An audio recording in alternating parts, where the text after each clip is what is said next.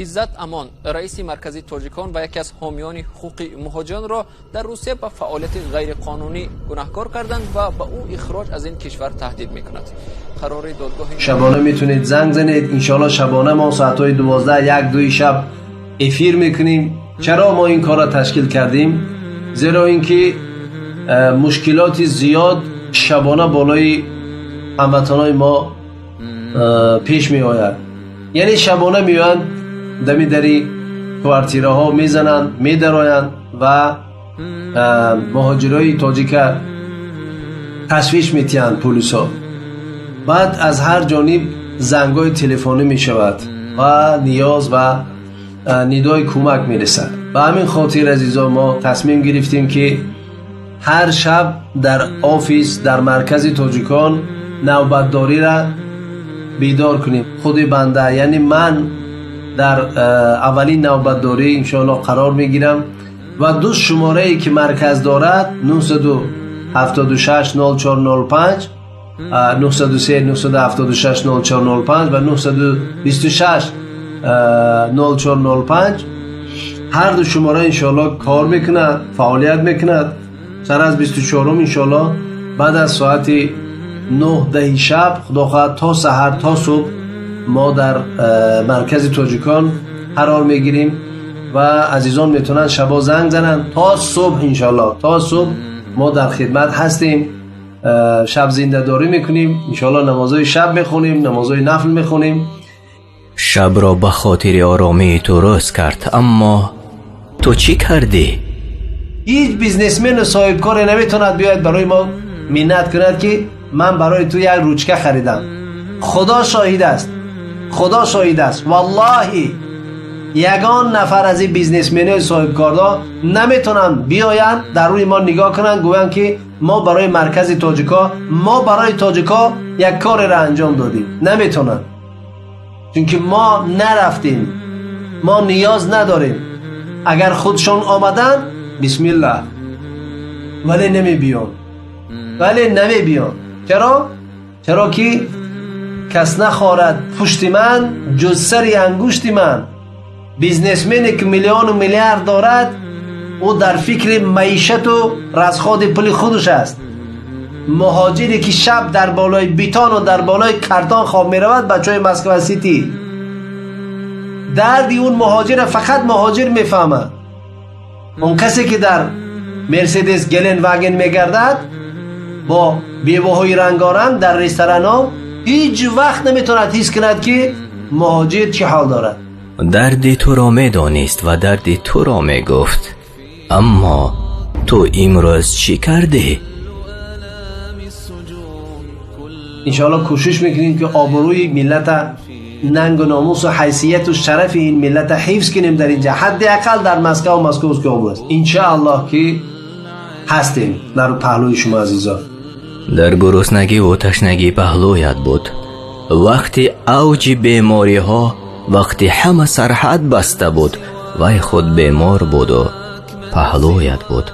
اما تو امروز کجا شدی؟ وقتی مادر با دو فرزندش برای من زنگ زد و گریه کرد، گریست که پول خانه را داده نمیتوند و گفت که گرسنه است، تشنه است و روزه‌دار است و امکانیت ندارد.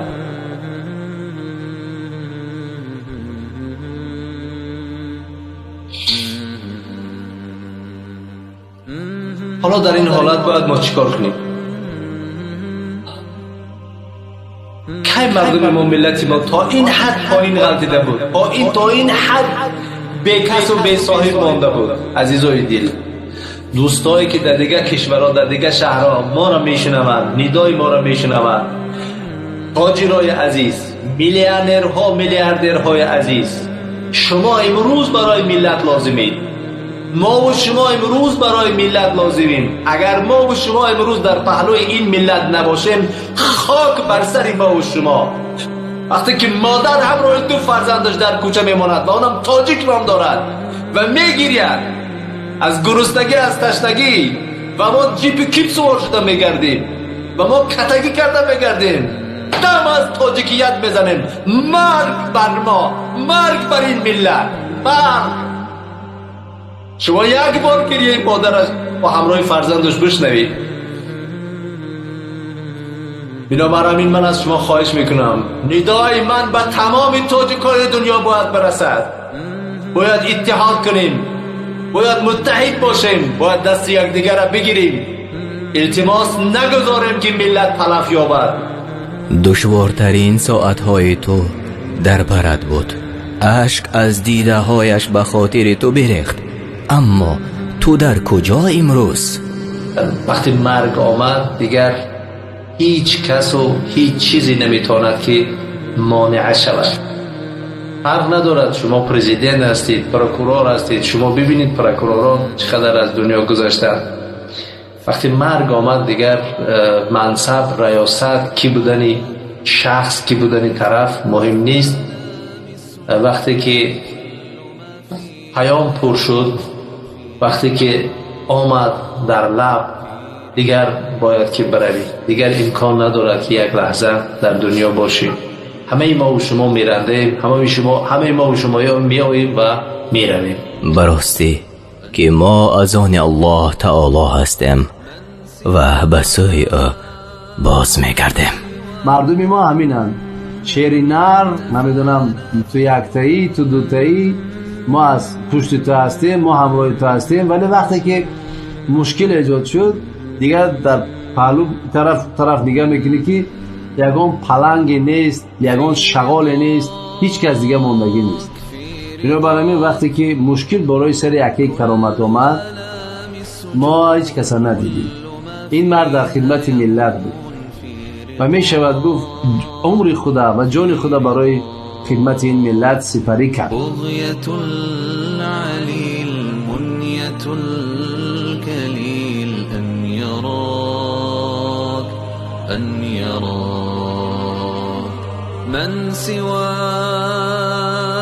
من سواك إن تفانى في هداك أو تسامى في حماك إن تفانى في هداك أو تسامى في حماك من سواك يطلق القيود يمنح الخلود كي يراك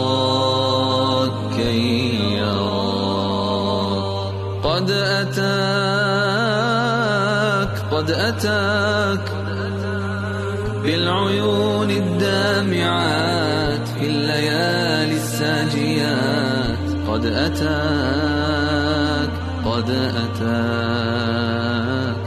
روعة الجمال هيبة الجلال أن يراك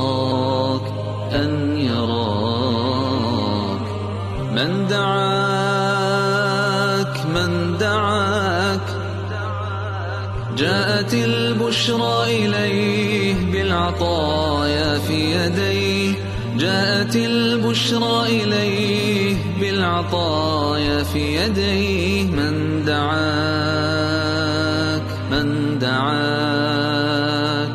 نظرة النعيم منحة الكريم